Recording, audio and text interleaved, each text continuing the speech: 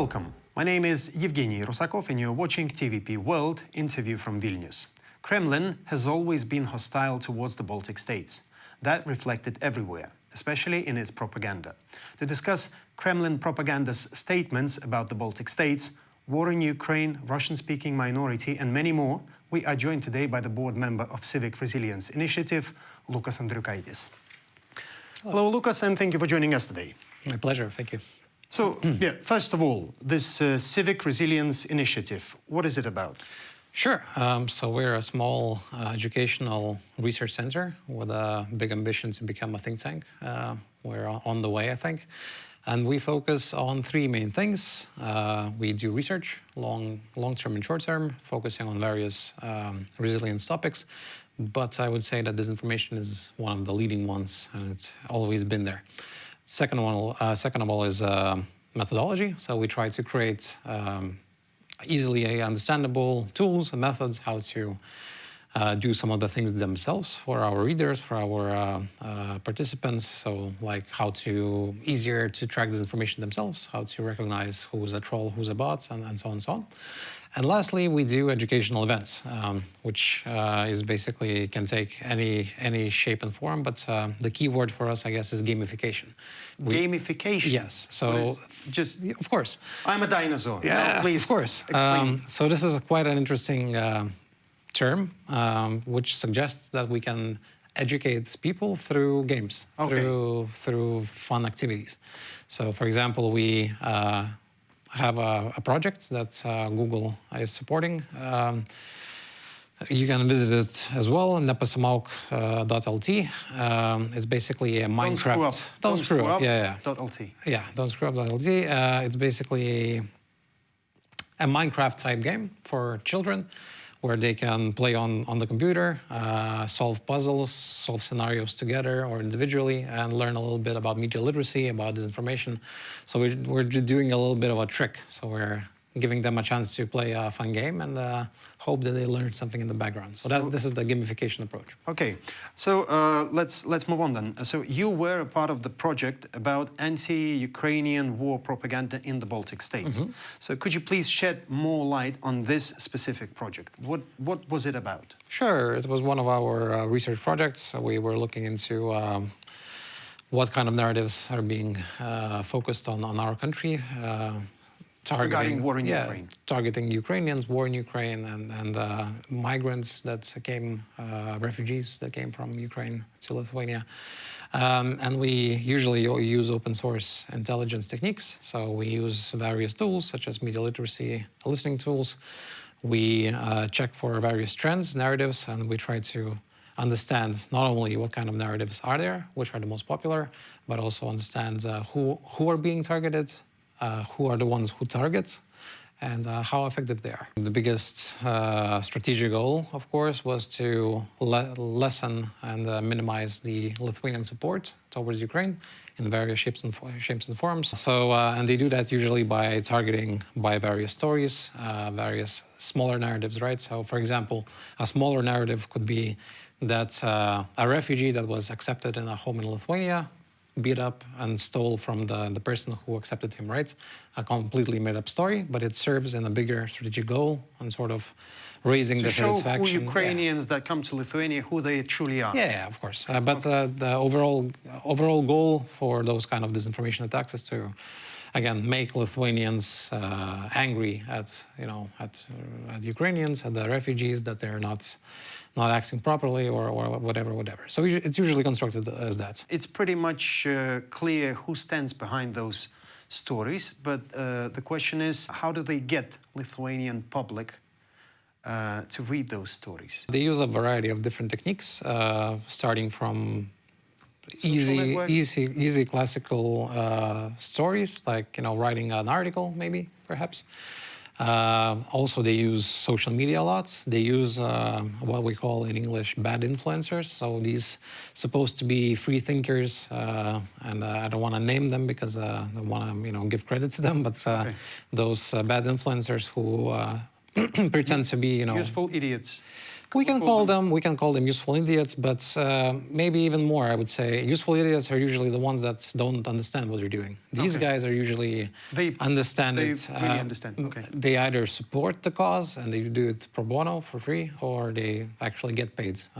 But this is a very tricky territory because for us online researchers to find financial tracks, it's really hard, and usually we don't focus on that as much. This project was in 2022, but the question is, how relevant is this topic today? From what we see, they are not focusing as much from the external channels, so they're not focusing it from, the classic Russian disinformation channels. They focused more on internal, so Lithuanians, right? So as I call them, bad influencers or other actors who are Lithuanian citizens who are doing this sort of anti-governmental, pro-Kremlin activities in the country. So it is still relevant. Maybe the focus is not as high as it used to be at the very beginning, when they hoped that they will be able to sort of put a few wrenches in our support.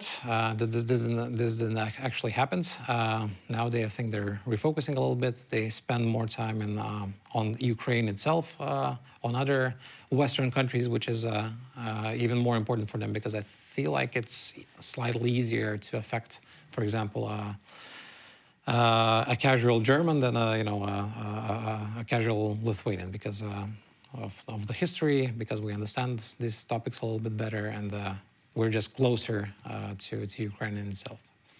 So yeah, it's still relevant, but it's morphing as everything, right? Evolving a little bit. Here's another thing then I would like to ask you. So this project also contained a subtopic about conditions of Russians and Russian-speaking minorities in the Baltic States. So what could you say regarding this specific subtopic? Sure. I will say a slightly broader answer, saying that they oftentimes try to target with the narratives and with the language national minorities in Lithuania, hoping that it'll be easier to affect them than maybe ethnic Lithuanians. This is not always the case, but sometimes they focus a little bit more, hoping that it'll be easier to sort of affect them and raise these kind of negative feelings. In this case, for example, for Ukraine, or to cause anti-government sentiments and so on and so on. This, sometimes works, sometimes doesn't. I feel like ethnic Lithuanians are also easily affected if they try hard enough.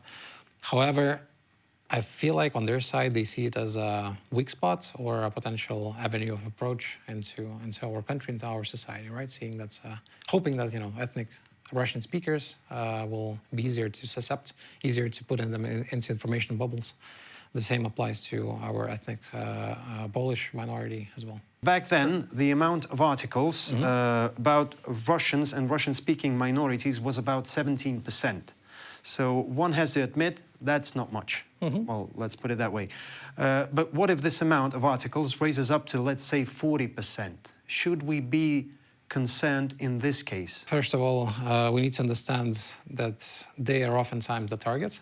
So we need to pay a closer look, not only as NGOs, but also our governmental institutions, trying to check what kind of approaches they're using on these populations, right? So I think in many ways Ukrainians did the right approach by sort of banning Russian TV, Russian social media channels, right? Sort of trying to eliminate those clear propaganda outlets so that those information bubbles wouldn't form. So yeah, we should keep in mind that they are the target. If these mentions increase, then they are trying to achieve a new goal, right? Something they're focusing on. So if we see these kind of alarming events, we should talk about it, make a reaction, and first of all, try to make some measures that would stop that. So we should not look at our part of our society as the ones that are constantly targeted or abandoned or something like that. But we need to understand that If Well, we're not, they could be just the weak link. of course. But if we're not, providing, for example, interesting enough TV channels or interesting enough articles ourselves as a society for Russian speakers, right? Then the other side will provide something for them. So we need to think about these kind of small things as well. Then, in general, when talking about Kremlin's propaganda regarding the Baltic states, what key points could you stress out, and how has it been changing throughout the years? Sure. So I guess the main change I slightly mentioned a little bit, that's with the full invasion into Ukraine in 2022, we see a bit of a reshifting of the approaches. And maybe slightly before that, maybe during COVID times, because around that time we started seeing a lot of these local, bad influencers or sort of bad actors that work in the social media space, who are either fringe politicians or fringe societal activists, right? And what happened during the COVID times, a lot of them rose up using the overall dissatisfaction in the situation about the COVID, about how government is mismanaging it according to them or whatever. And when COVID went away, a lot of them refocused on other anti-governmental topics. So maybe anti-Ukraine, maybe anti-Lithuanian political establishment and stuff like that. So what I'm trying to say here is that we see less of these classic Russian disinformation channels, outlets focusing on us as well from the outside, right, from the Russian or Belarusian state, and we see more of internal actors, either Lithuanian citizens or not necessarily Lithuanian citizens, but like from within. So this is a bit of a trend shift that we see. So since you work with propaganda and disinformation, briefly, what would be your key tips for a, let's say, regular user like me? First of all, it is good to understand how usually disinformation is being constructed on the linguistic, let's say, semantic level, right? How arguments are being constructed and how to understand these kind of patterns. We base a lot of them actually on this thing called logical fallacies, which is like sort of a philosophical term, but it can be also applied on the argument. So how would the person who wants to create propaganda would construct an argument in such a way that the reader or his opponents would be in a worse position to answer? So an example could be a red herring is a very common logical fallacy, meaning that if you're in an argument with someone, instead of answering exactly the thing that you need to, you put something out which is connected but is more favorable to you, right? So you sort of switch the attention to that. And once you start recognizing those patterns, it's easier, right, to see that the person is not being a genuine commentator under your newsletter or on Facebook, whatever. And the other part is how to recognize it from more technical side. CRI is focusing a lot on open source technologies, intelligence. This is somewhat military term, but this is like a whole movement on the online sector, on the online community, right? Focusing, basically saying that there's a lot of tools and methods that can help you easily identify these kind of things. I'll give you an example. Instead of using a search engine and writing things down by text, you can just upload a photo and the search engine will find all identical or similar images. So what this allows you to do, this kind of simple trick, is to check the original source. If the source is not recycled, as we call it, right? If something is not taken like 5 years ago and presented as it is happening now, right? So this is like one clear example. The other one would be using the same method to check if the person's profile is not stealing any pictures. So this is very common as well, right? There's a very pretty lady that wants to be part of your friends on Facebook, right? And you check that. And you definitely accept her as a friend, and then you start getting some strange messages and all that stuff. Exactly. So, Lukas, I guess that this could be actually a very good next topic for our next conversation. So, thank you this time for joining us, and really hope to see you once again. Thank you so much. Cheers.